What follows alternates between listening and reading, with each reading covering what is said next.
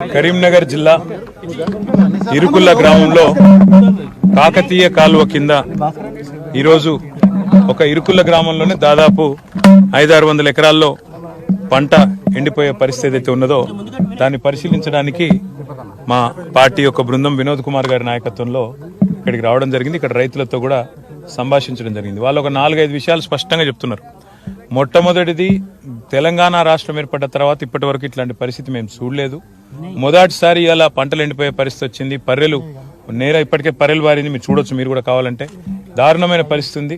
ఇది ఇంకా మార్చి మొదటి వారంలోనే ఇట్లా ఉంది అంటే ఏప్రిల్ మే వస్తుంది అంటే ఇక మాకు భయం అవుతున్న పరిస్థితి ఉన్నదనేది వాళ్ళు భయపడతా ఉన్న పరిస్థితి. రెండవది, వాళ్ళందరూ కూడా చెప్తున్న మాట, ఎస్ఆర్ఎస్పీలో నీళ్లు ఉన్నప్పటికీ వాళ్ళు రాజకీయంగా కక్షగట్టి కొన్ని నియోజకవర్గాలకు ఇస్తూ కొన్ని నియోజకవర్గాలకు ఇవ్వకుండా చిల్లర రాజకీయం చేస్తా ఉన్నది ప్రభుత్వం.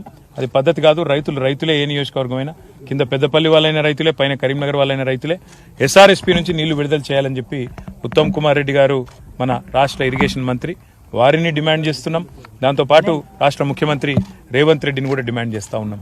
రైతులు చాలా స్పష్టంగా చెప్తా ఉన్నారు, మొట్టమొదటిసారి ఈ పరిస్థితి వచ్చింది, నిజంగా కూడా మేము కూడా ఊహించలేదు ఇట్లాంటి పరిస్థితి వస్తుందని అని చెప్తూనే కరెంటు విషయంలో కూడా ఒక రైతు, వేణు అనే రైతు, తన ఫోన్ తీసి చూపెడతా ఉన్నాడు. రాత్రి 11 గంటల నుంచి మీకు 3 ఫేజ్ కరెంట్ ఇవ్వడం జరుగుతుంది అని చెప్పి ఎన్పీడీసీఎల్ వాళ్ళు ఇక్కడ రైతులకు డైరెక్ట్ గా పంపిన మెసేజ్లు కూడా వాళ్ళు చూపెడతా ఉన్నారు. ఆ ఫోన్ ఇవ్వండి, చూపెడతా ఉన్నారు. దాంతో పాటు రైతులు చెప్తున్న మాట, 12 ఏళ్లలో మొట్టమొదటిసారి ఇవాళ అర్ధరాత్రి పోయి బాయికాడ వండుకునే పరిస్థితి వచ్చింది మళ్ళీ కరెంటు కోసం. ఆనాడు తెలంగాణ వచ్చిన నాటి నుంచి ఇప్పటివరకు ఆ పరిస్థితి లేకుండే మళ్ళీ రాత్రిపూట బాయికాడ పోయి కాపలాగాసే పరిస్థితి వచ్చింది. దొంగోలు వచ్చే కరెంటు కోసం కావలాగాసే పరిస్థితి కాంగ్రెస్ ప్రభుత్వం రాగానే వచ్చింది అనే మాట చెప్తా ఉన్నారు. ఇవాళ ఈ రాష్ట్ర ప్రభుత్వం ఒక మాట అంటున్నది. నేను ముఖ్యమంత్రి రేవంత్ రెడ్డి ఒక మాట అన్నారు, కాలం బాగా కాలేదు అనే మాట అన్నారు. ఇది కాలం బాగా కాలేదు, కరువు వస్తున్నదని చెప్తున్నారు. ఇది కాలం బాగాలేక వచ్చిన కరువు కాదు, ఇది కాంగ్రెస్ తెచ్చిన కరువు. ఎందుకంటారా, ఇవాళ కాళేశ్వరం అనే ఒక ప్రాజెక్టు నిజంగా చెప్పాలంటే ఈ రాష్ట్రానికి, ఈ రాష్ట్ర రైతాంగానికి సంబంధించినంత వరకు ఒక కామధేనువు లాంటి ప్రాజెక్టు, ఒక కల్పతరువు లాంటి ప్రాజెక్టు. కరువు వచ్చినా ఆ కరువు మీద ఒక జలాస్త్రం లాగా ఇవాళ కేసీఆర్ గారి ఆలోచనలోంచి పుట్టింది కాళేశ్వరం. మేడిగడ్డలో చిన్న సమస్య ఉంటే దాన్ని ఇప్పటికే రిపేర్ చేసి ఉండొచ్చు, లేదా కనీసం రాబోయే 1-2 నెలల్లోనన్నా అక్కడ కనీసం రోజుకు ఒక్క పంపన్న చాలు చేసి నీళ్లు షిఫ్ట్ చేసే అవకాశం ఉండగా దాన్ని చేయకుండా కావాలని రాజకీయంగా కక్షగట్టి ఎన్డీఎస్ఏ అని, కమిటీ అని కాలయాపన చేసి రైతుల కొంపబుచ్చుకుంటున్నది ఈ ప్రభుత్వం. కిందికి గోదావరి నీళ్లు ఇవాళ సముద్రంలోకి వృధాగా పోతున్నాయి. మేడిగడ్డ దగ్గర మొన్న మేము పోయి చూసినాం.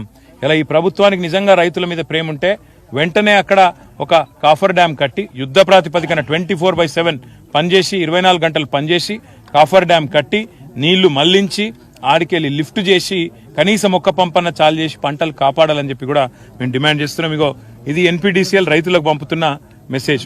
డైరెక్ట్ గా చెప్తున్నారు అందులో, రాత్రి 11 గంటలకు వస్తుంది కరెంటు, బాయికాడ పోయి పండుకోండి అనే పద్ధతుల్లో ఇగో రైతు సోదరులకు విజ్ఞప్తి. ఈ రోజు 11:15 నుంచి రాత్రి 11:15 నుంచి వ్యవసాయానికి 3 ఫేజ్ కరెంట్ ఇవ్వబడును. కావున రైతు సోదరులు దీన్ని గమనించగలరు. ఇది నేను చెప్తున్న మాట కాదు, ఎన్పీడీసీఎల్ వాళ్ళు డైరెక్ట్ గా పంపుతున్న మెసేజ్. బయట ముఖ్యమంత్రి ఏమో నరకుడు, 24 గంటల కరెంట్ ఇస్తున్నాం, అది చేస్తున్నాం, ఇది చేస్తున్నాం, రైతాంగానికి కట్టుబడి ఉన్నాం అని గవర్నర్ ప్రసంగంలో ఊకదంపుడు ఉపన్యాసాలు, ఆడ బడ్జెట్ స్పీచ్లలో అసెంబ్లీలో అదరగొట్టే డైలాగులు. ఇక్కడ క్షేత్రంలో చూస్తే పరిస్థితి పూర్తి భిన్నంగా ఉంది. అర్ధరాత్రి దొంగలు వచ్చే కరెంటు కోసం కావలగాసే దుస్థితిలో రైతులు, ఎండిపోయే పంటలు.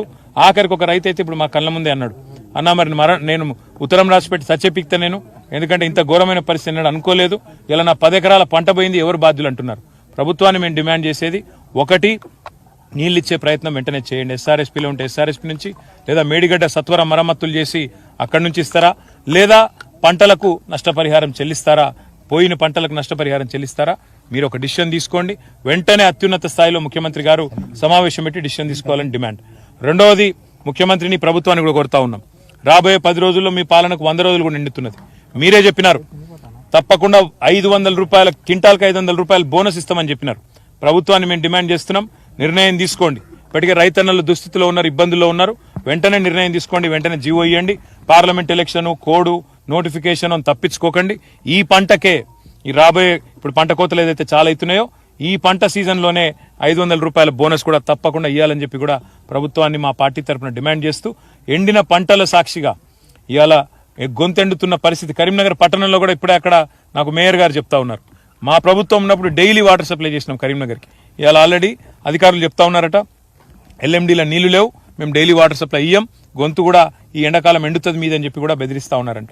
మరి ఎల్ఎండి నిండాలన్నా, కాకతీయ కాలువ పారాలన్నా మీరు మేడిగడ్డ వెంటనే రిపేర్ చేయాలి, ఎస్ఆర్ఎస్పీలో ఉన్న నీళ్లను కూడా సద్వినియోగం చేయాలి, రైతులను కాపాడాలి, అదేవిధంగా రాష్ట్రంలో గొంతెండుతున్న ప్రజలను కూడా కాపాడాలని చెప్పి కూడా డిమాండ్ చేస్తూ ఇకనైనా ప్రభుత్వం తన దున్నపోతు నిద్ర నుంచి మేల్కొని వెంటనే స్పందించాలని చెప్పి కూడా మేము డిమాండ్ చేస్తాం.